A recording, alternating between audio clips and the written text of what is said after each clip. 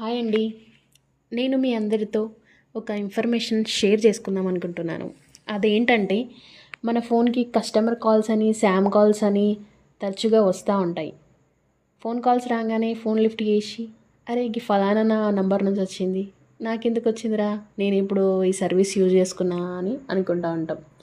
మరి మన నంబర్ వాళ్ళకి ఎలా షేర్ అవుతుంది, మనకి ఎట్లా కాల్స్ వస్తున్నాయి ఎప్పుడైనా ఆలోచించారా? లేదు కదా. సో ఇప్పుడు ఆలోచించండి.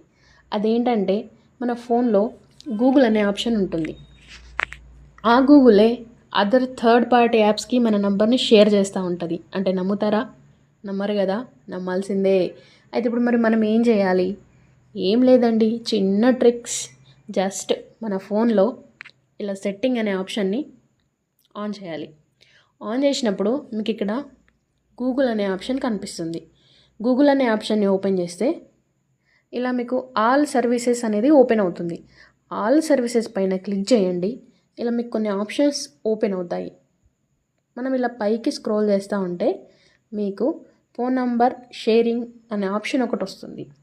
కనిపిస్తుందా? ఇలా ఫోన్ నంబర్ షేరింగ్ పైన క్లిక్ చేస్తే మీకు ఇలా ఫోన్ నంబర్ షేరింగ్ అనే ఒక ట్యాబ్ ఓపెన్ అవుతుంది. చూడండి, నా ఫోన్లో అయితే నేను ఆఫ్ చేసుకొని ఉన్నాను. సో మీరు కూడా మీ ఫోన్లో ఆఫ్ చేసుకోండి. ఇప్పుడు నేను మీకు చూపిస్తాను చూడండి. ఇప్పుడు ఆన్ చేశాను, దీన్ని ఆఫ్ చేస్తున్నాను.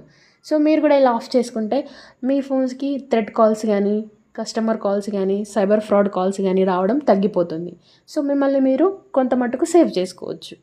సో అందరూ మీ ఫోన్లో కూడా ఆఫ్ చేసుకుంటారని అనుకుంటున్నాను. Thank you very much.